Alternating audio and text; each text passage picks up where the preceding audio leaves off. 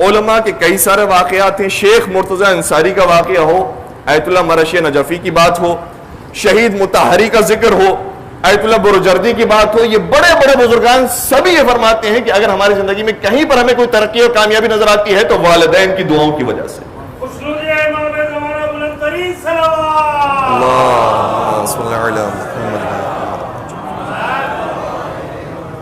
آیت اللہ بہاؤالدینی کا جملہ ہے, آیت اللہ سید رضا بہاؤالدینی کے جن کا 25 سال پہلے تقریباً انتقال ہوا, بہت بڑے عارف, وہ یہ فرماتے ہیں کہ میں نے علماء کی زندگی کا مطالعہ کیا اور مختلف علماء کو دیکھنا شروع کیا کہ جو بہت زیادہ مشہور ہوئے اور بڑے علماء کہلائے اور کچھ مشہور نہ ہو سکے, تو میں نے ان کی زندگی کے مطالعے سے یہ جانا کہ جس کو کوئی بڑا مقام ملا ہے اس کے پیچھے والدین کی دعائیں ہیں, اور جو اس مقام تک نہیں پہنچ سکا وہ اس وجہ سے کیونکہ والدین سے وہ دعائیں نہیں پا سکا. ایک بہت بڑے ہمارے عالم دین آیت اللہ غربی اصفہانی, جن کو آیت اللہ کمپانی بھی کہا جاتا ہے, اور یہ آیت اللہ بہجت کے اساتذہ میں شامل ہیں, آیت اللہ بہجت کے استاد. کہتے ہیں کہ یہ خدمت میں ایک شخص آیا اور اس سے بڑا عجیب مسئلہ پیش کیا. کہا کہ قبلہ میرے ساتھ معاملہ یہ ہے کہ نہ صرف یہ کہ رزق و روزی میری طرف نہیں آ رہی, بلکہ جہاں میں دیکھتا ہوں کہ کوئی کاروبار کوئی کام چل رہا ہے, رزق و روزی وہاں پر مل رہی ہے, میں وہاں ہاتھ ڈالتا ہوں ختم ہو جاتی ہے, وہاں سے غائب ہو جاتی ہے. یعنی اس نے اپنی حالت اس طرح سے بیان کی کہ اگر میں دریا کے پاس چلا جاؤں تو دریا خشک ہو جائے, یعنی انتظار میں ہے کہ اس سے دور بھاگا جائے, نعمات الہی مجھ سے دور بھاگ رہی ہیں, میں کیا کروں. سب سے پہلا سوال آیت اللہ غربی اصفہانی نے کیا, بتاؤ تمہاری گردن پر کوئی حق و ناز تو نہیں ہے, لوگوں کا کوئی حق تو تمہاری گردن پر نہیں ہے. خدا تو بہت معاف کرنے والا ہے, لیکن بندے کبھی کبھار معاف نہیں فرماتے. کوئی خدا کا کوئی بندے کا حق تمہاری گردن پر تو نہیں ہے.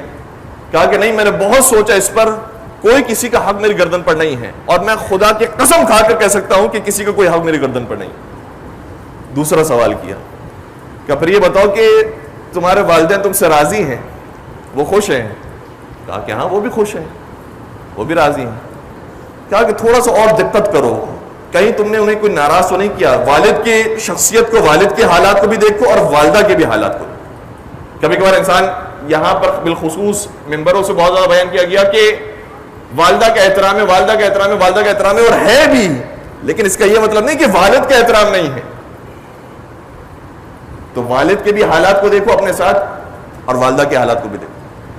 کہا کہ بس ہاں ایک موقع ایسا آیا تھا جب گھر میں جھگڑا ہو گیا, اور یہ ہمارے گھر گھر کا گویا مسئلہ ہے, اور کیا میڈیا پیش کر رہا ہے, کیا ڈراموں میں دکھایا جا رہا ہے, اور کیا تعلیمات اسلامی ہیں, ان دونوں کو ہمیں دیکھنا چاہیے.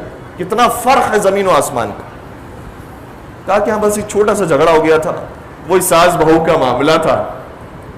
میری والدہ نے میری زوجہ کے ساتھ کچھ کلام کیا, اور حق پر میری بیوی تھی, میری بیوی رائٹ کہہ رہی تھی, اور میری ماں بلا وجہ اسے سخت گیری سے کام لے رہی تھی کہ نہیں تم نے یہ کیوں کیا, تم نے ایسا نہیں کرنا چاہیے تھا. یہ باتیں جو عام طور پر ہوتی ہیں. اس وقت میں درمیان میں بول پڑا. یہ واقعاً بڑا سخت مرحلہ ہے, اور یہ ہر گھر کے اندر مینج کرنا مردوں کی ذمہ داری ہے. گھر کو چلانے والا مرد ہوتا ہے, اس لیے اگر گھر صحیح طریقے سے چلانا ہو تو اس سلسلے میں مینجمنٹ سیکھنا ضروری ہے. چاہے ہم نے MBBA نہ کیا ہو, CA نہ کیا ہو, لیکن یہ والا CA کرنا سب پہ لازم ہے. کہ میں اس موقع پر بول پڑا, اور میں نے کہا کہ آپ کیوں اتنا اس کو تنگ کر رہی ہیں. میں نے اپنی ماں کو کہا کیوں اتنا پریشان کر رہی ہیں, آپ کیوں بلا وجہ اتنا شور شرابہ کر رہی ہیں, صحیح تو کہہ رہی ہے میری بیوی. بس میں نے اتنا کہا, میری ماں خاموش ہو گئی. میری ماں خاموش ہو گئی. کچھ دیر کے بعد میں گیا ان کے پاس اور کہا کہ سوری, مجھ سے غلطی ہو گئی. میری ماں نے صرف سر ہلایا اور کہا ٹھیک ہے بیٹا. کہا میں نے معافی بھی مانگ لی تھی, آیت اللہ کمپانی کہتے ہیں نہیں، تمہاری ماں کا یہ سر ہلانا بتا رہا ہے، اس نے معاف نہیں کیا.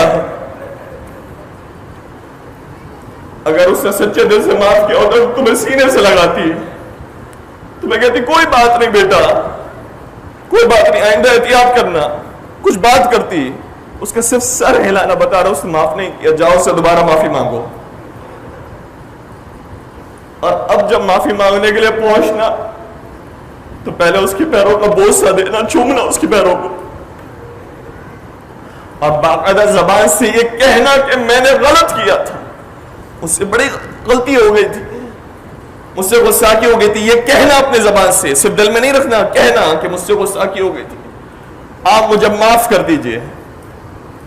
اور پھر اگر وہ معاف کرے تو انشاءاللہ تمہارے دروازے کھل جائیں گے. کہتے جو کہا تھا میں نے وہی کیا، اپنے ماں کے پیروں کا بوسہ دیا، چوما اور کہا مادر گرامی وہ کچھ دن پہلے جو واقعہ ہوا تھا میں غلطی پر تھا، میں نے بلا وجہ اس معاملے میں پڑھ کر آپ سے کچھ تلخ کلامی کر لی، مجھے معاف کر دیجئے، مجھ سے غصہ کی ہو گئی. یہ جملے ادا کیے، ماں کی آنکھوں میں آنسو آ گئے کہ ماں کی آنکھوں میں آنسو ہے. مجھے سینے سے لگایا، کہا میں نے تجھے معاف کر دیا، میرے دل میں جو کدورت تھی تو نے آ کر وہ کدورت پاک کر دی. کہ جب یہ ہو گیا تو اس کے بعد میں نے خود اپنی زندگی میں دیکھا ہے کہ کیسے میری زندگی تبدیل ہوئی، اور جو مجھ سے کہا گیا تھا کہ اس وجہ سے تیرے لیے برکات اور رحمات کے دروازے بند ہیں، وہ دروازے کھلنا شروع ہو گئے.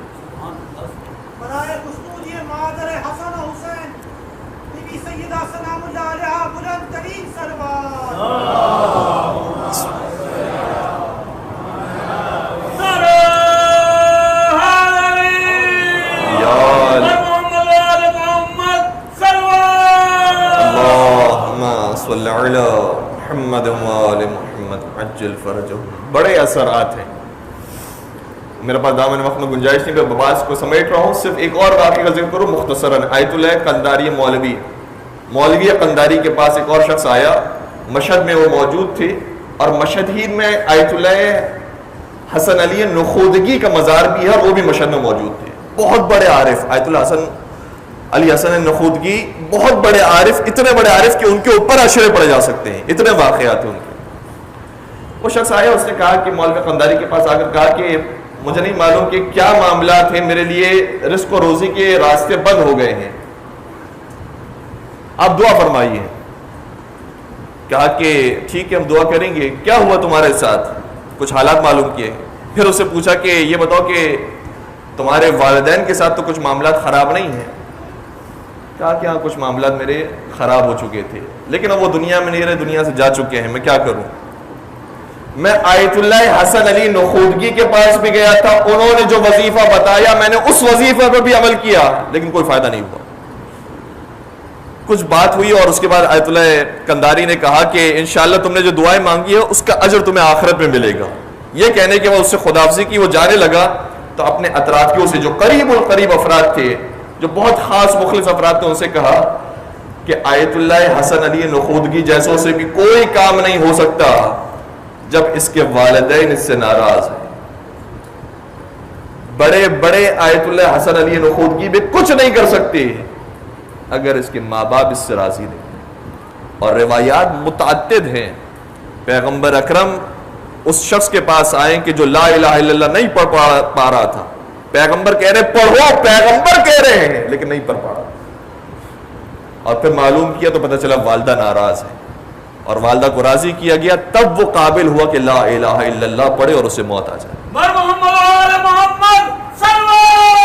اللہم صلی علی محمد و آل محمد.